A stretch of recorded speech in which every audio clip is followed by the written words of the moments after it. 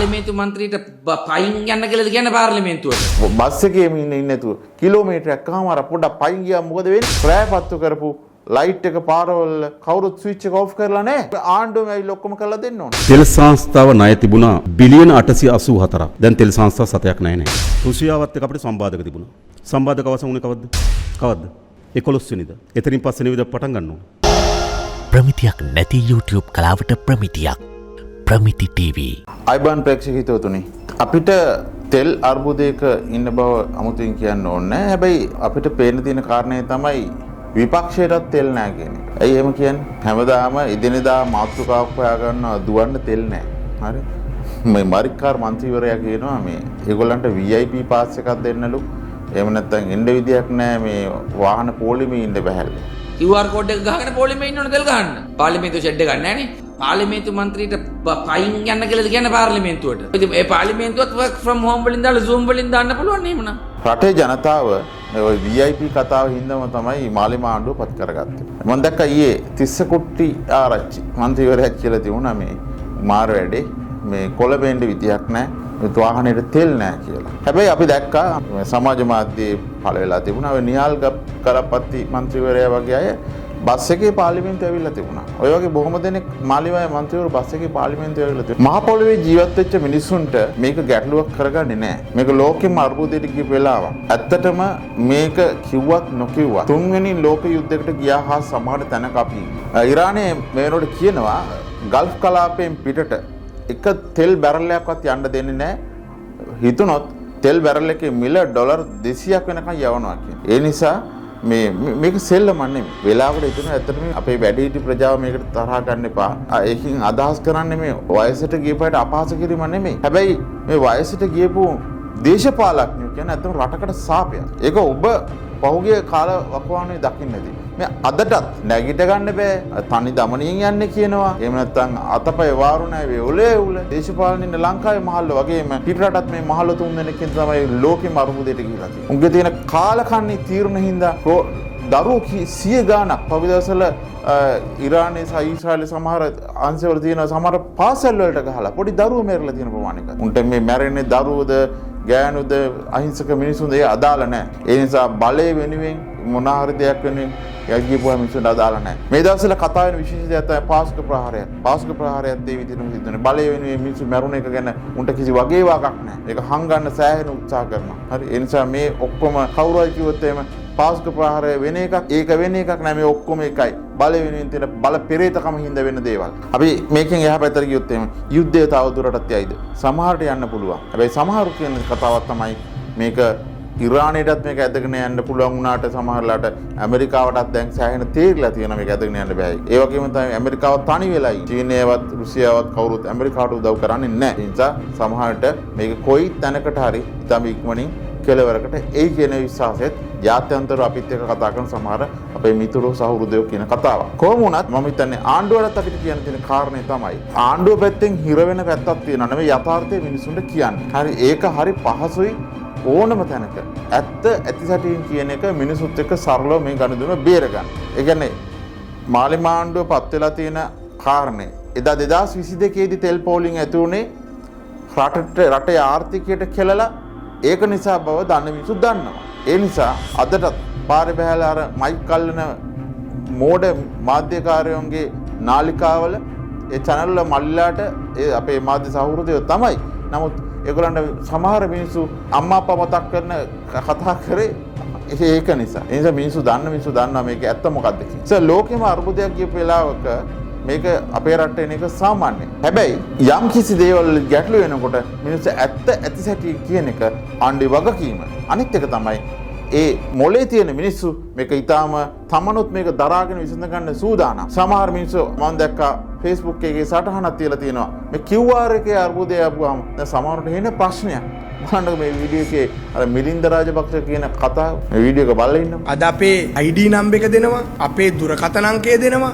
අපේ වාහනයන් විස්තර දෙනවා. අපි තෙල් ගහන තැන් කොහෙද කියලා හොයාගන්න පුළුවන්. තෙල් ගහනව කොච්චර ප්‍රමාණයක්ද කියලා හොයාගන්න පුළුවන්. ඒකට මේවා ඇත්තටම අපේ හරිම සෙන්සිටිව් පර්සනල් ඩේටා ටිකක් තමයි අද රජයට යන්නේ. එතකොට මේ දත්ත ටික කොතනද තියෙන්නේ? මේ දත්ත තියෙන්නේ මේ අමාත්‍යාංශයේද? එහෙම නැත්නම් මේක හදපු පෞද්ගලික ආයතනයක් ළඟද? එහෙම නැත්නම් මේ දත්ත ටික පක්ෂ කාර්යාලයකද තියෙන්නේ? එහෙම නැත්නම් ජනාධිපති මාධ්‍යාංශයේද තියෙන්නේ මේ දත්ත ටික? මේ දත්ත කොහොමද පාවිච්චි කරන්න යන්නේ? මේ දත්ත පාවිච්චි කරලා මොකද කරන්නේ? මොකද්ද කියන්නේ? දත්ත හොරකම් කරන්න පුළුවන් ලුවා. මේක රජයෙන් කරන වැඩක්. මිනිස්සුන්ගේ දත්ත හොරකම් රජය මොනා කරන්න? පුද්ගලික ආයතනවල විකුණාවිල බොරු බිල්ල මවන්නේ. දැන් පෞද්ගලික දෘෂ්ටිකනිත එක සමහර මේ QR එකේ ප්‍රශ්න කතා කරා. QR එක තමන්ට යන්න බෑලු අරම. දැන් QR එක හැදුවේ කවුද? මම දැක්ක අතන සමහර ව්‍යවසායිකයෝ දාලා තියෙනවා. ඔය කළමනාකරන මට්ටමේ මාත්‍ර මේකට උපදෙස් දීලා තියෙනවා. QR එක හැදුවේ කවුද? ආණ්ඩුවෙන්. QR එකට පහසුකම් දෙන්න යාන්ත්‍රණය හැදුවේ ආණ්ඩුවෙන් වුණාට QR එක හදාගත්තේ අපි. අපේ දත්ත දීලා හද. එතකොට මේක සමහරකෝ අපිට අලුත් එක මාරු කරන මිනිස්සුන්ට කරන්න තිබුණ දේ තමයි තමන් පාරන නම්බරෙන් ගිහිල්ලා තමන්ගේ ප්‍රොෆයිල් එක ඩිලීට් කරගන්න. එතකොට එහෙම එකක් නැහැ. ඒතර අලුත් එක හදාගන්න පුළුවන්. වාහනේ පරණ වාහනේ විකුණපු එක්කෙනාටයි තමන්ටයි දෙකොල්ලන්ට මේක නිරවුල් මේක. හරි. ඒ නිසා මේ සමහර දේවල්වලට මේ ආණ්ඩුවටම බනින්න පුරුදු වෙයි. කොහොමද අපේ මිනිසුන්ගේ ක්‍රමයක් තියෙන්නේ? තමන්ගේ ප්‍රශ්නෙට ඕන හේකුට බැන ඉන්න ක්‍රමයක් ප්‍රශ්න වෙන තැන. ඒ නිසා සමහර තැන්වලදී දැන් මමත් පුද්ගලිකව කරන දෙයක්, අපිත් පුද්ගලිකව කරන දෙයක්. බස් එකේ ඉන්නේ නැතුව කිලෝමීටරයක් කමාර පොඩ්ඩක් පයින් ගියා මොකද වෙන්නේ? අපි එහෙම කැපකිරීමක් කරමු. සමහර තැනකට වාහනේ මේ යන්නේ නැතුව පොඩ්ඩක් කුඩ් බයිසිකල් එකේ තියෙනවනම් එහෙම නැත්තම් පයින්න පොඩ්ඩක් යමු පාන්දර නැගිටලා ටිකක් යමු ඒකට. වෙනද තියෙන සැප පහසුකම් බලාපොරොත්තු වෙන්න එපා. හරි වෙනද කන විදියටම ගෙදර කන්න බැරි වෙයි. අපි තියෙන දේ අර පරිස්සමෙන් අරගෙන යමු. මේක ආණ්ඩුවම ඇවිල්ලා කරලා දෙන්න. අර මං කිව්වා වගේ ආණ්ඩුවම ඇවිල්ලා ඔක්කොම කරලා දෙන්න ඕනේ. ගෙදර ලයිට් එක වෙනදට වඩා අඩුවෙන් පාවිච්චි කරමු. ඒක කරන්න මොකුත් වෙන්නේ නැහැ. අපි දන්නවා දැනටත් අපි පාරක යනකොට උදේ 8ට 9ටත් රැයපත්තු කරපු ලයිට් එක පාරවල කවුරුත් ස්විච් එක ඕෆ් කරලා නැහැ. ඊට දැන්වත් ඒ අර පරිස්සමට එහෙම කරමු. හරි එහෙම වුණොත් අපිට මේ බල ශක්තිය ඉතිරි කරගන්නේ මේ ප්‍රශ්නේ විසඳ ගන්න පුළුවන්. හරි ඒ නිසා පුළුවන් තරම් දුර අපි දන්නේ මේ යුද්ධේ ඊයේ අනුකම්ප දිසානායක මහත්තයාගෙන් මාධ්‍යවේදී පිරිසක් වට කරගෙන ප්‍රශ්න ඇහුවා. බලන්නකෝ ඒක මාධ්‍යවේදී අහන ප්‍රශ්නේ මොකද වෙන්නේ කියලා. තානාපතිවරු සමග සාකච්ඡා කරනවා ඉදිරි මිලදී ගන්න. අපි ඒකේ යාවත් කාලින තොරතුරක් දැක්කේ නැහැ. මොකද රුසියාව පැත්තෙන් කිව්වේ කියලා. ජාත්‍යන්තර වශයෙන් මේක අපි විවෘත විය යුතුයි. රුසියාවත් එක්ක අපිට සම්බාධක තිබුණා. සම්බාධක අවසන් වුණේ කවද්ද? 11 වෙනිදා. එතනින් පස්සේ නෙවෙයි පටන් ගන්නවා. ඒ නිසා අපි පළමු කොටම රුසියාවෙන් එම බලසක් ඉන්ධන, ගෑස්, ගල් ලංගුරු සපයා ගැනීම සඳහා ඉඩ ප්‍රස්තාව හදා ගන්න ඕන. ඉඩ ප්‍රස්තාව හදාගෙන තමයි අපි මේ රාජ්‍යන් එක සාකච්ඡා කරන්න ඕන. ඉඩ ප්‍රස්තාව නැතුව අපි කොහොමද ගිවිසුමකට යන්නේ? මේ ඔබයි මමයි අතර ගිවිසුමක් නෙමෙයි, රාජ්‍යන් දෙකක් අතර ගිවිසුම. අපි වුන් සමග යම් බලශක්ති සැපීමට එකඟතාවයට එනවනම් අපි සමත් වෙන්න ඕන මොකටද? ඒකගතාවය අපේ පාර්ශ්වයට කරන්න. ඒ සඳහා අපිට කාලයක් අවශ්‍යයි. ඒක තමයි කියන්නේ. ඒ නිසා තමයි මේ කියන්නේ අර නිකන් අපි මතු පිටින් දැක්කොත් මේව ප්‍රමාදයි වගේ මම දැක්ක ගොඩක් අය කියලා මේව ප්‍රමාදයි මේ යුවාන් වලින් ගනුදෙනු කරන්න වෙයි රූබල් වලින් ගනුදෙනු කරන්න වෙයි ඒ යුවාන් එකතු කරගත්තේ නැත්නම් ඒ රූබල් බොරු හොඳේ රුසියාවෙන් වාරණය අයින් කරේ කවද්ද කියලා අහනකොට දිනේම ඒ මාධ්‍යවිදි ඒක දන්නේ නැහැ මාධ්‍යවිදි එතෙන්ට යන්න ඕනේ නේද සූදානම් යන්න ඕනේ තොරතුරු ඇතුව යන්න ඕනේ ඒ නිසා එහෙම මාධ්‍ය කරන්න බෑ තමන් තොරතුරු ඇතුව යන්න ඒ තොරතුරු නැතුව ගිහිල්ලා ජනාධිපතිවරයා ට්විටර් අනිත් පැත්තට ප්‍රශ්න ආපුවම යාර කට උත්තර නැහැ. ඒ නිසා දන්න සාමාන්‍ය මාධ්‍ය ආයතන වලින් යන්න කලින් මේ ප්‍රශ්න ටික දීලා යවනවා. හරි එහෙම අපහසුතාවයටපත් කරන්න කියලා අහනවා. හැබැයි ඒකම කරගන්න බැරි වුණා. ජනාධිපතිවරයා හරියට ඒවට උත්තර දෙනවා. ඒ නිසා ඇත්තටම කැබිනට් එකේ කවුරු මොනවා සමහරවිට අත්තරදීමක් වුණත් ඒ මොනා කරත් අනුකම්ප දිසානායක මහත්මයාගේ තියෙන ඒ කළමනාකරණය ගැන තමයි මිනිස්සු විශ්වාස කරලා මේ ගමන යන්නේ. මේ ලෝකෙම අර්බුදයට යන වෙලාවේ අපි මේක ටිකක් විපක්ෂයේ අයට කියනවා එක කිය අර මරික්කාර මන්ත්‍රීවරගෙන යාට පෝලිං ඉන්න බෑලු. ඉතින් මේ සාමාන්‍ය ජනතාව වගේ යමු ඉතින් පෝලිං මොකද වෙන්නේ? හරි දැන් VIP එහෙම කේස් එකක් නැහැ.